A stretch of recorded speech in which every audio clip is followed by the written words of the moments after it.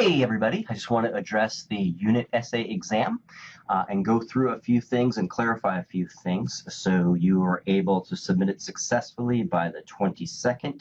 If it's late, not too big of a deal, it's just deduct 5% for each day late.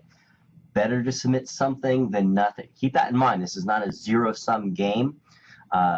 Do submit it on time. If you do need to submit it late, that's fine. But even if you do submit it on time, and you should, keep in mind, it's not a zero-sum game. A lot of students get tripped up by the word essay because it's a very scary word. It means simply to try. It's a French word meaning to make an attempt. So what I'm asking you to do is to make an attempt. And I say that because I think a lot of students get really freaked out about essays. It's not something they're very familiar with, and as a consequence, they just don't do it. Or if they do it, they give a very minimal effort to it. So at the very least, make an attempt.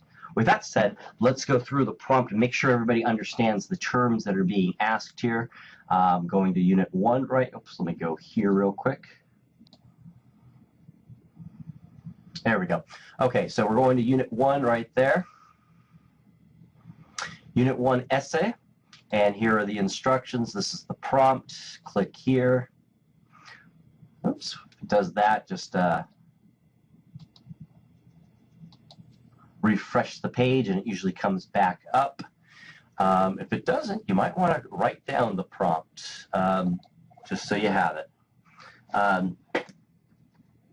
Okay, so you have right here the essay prompt is identify those that were in the in groups and in the out groups. So that's your first task, is what are in groups and what are out groups, right? This is a sociological term that's very helpful in understanding the importance and relevance of historical events, right? History is still smacking us in the face if you just bear to watch the news every once in a while.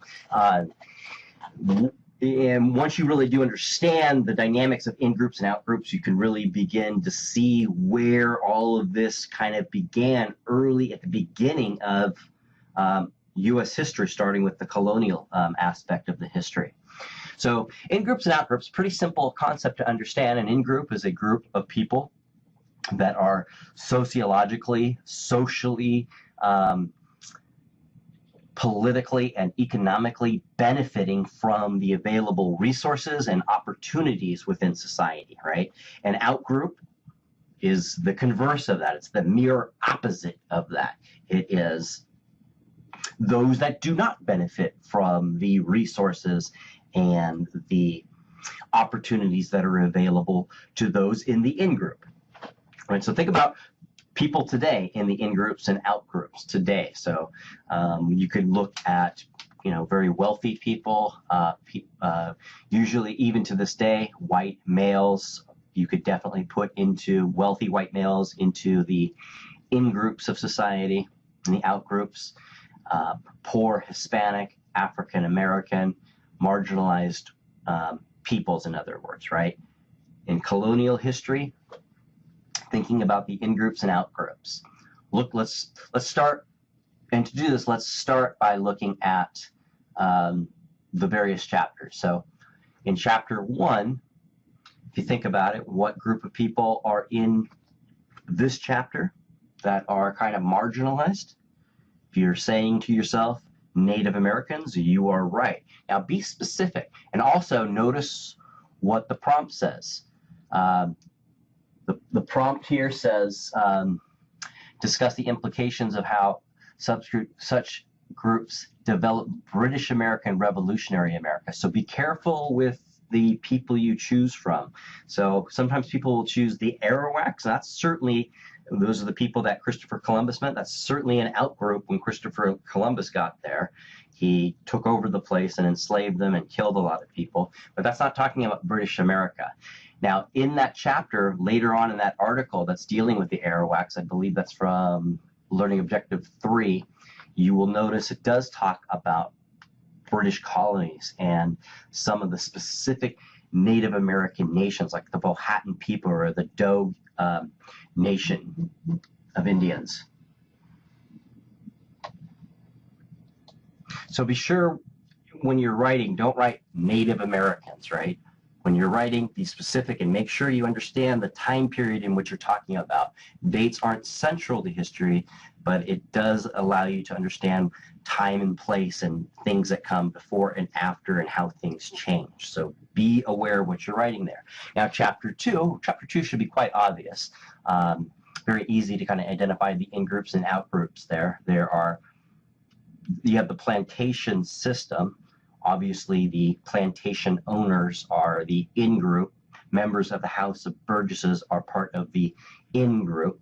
The out-groups are indentured servants, and later Africans used as slaves.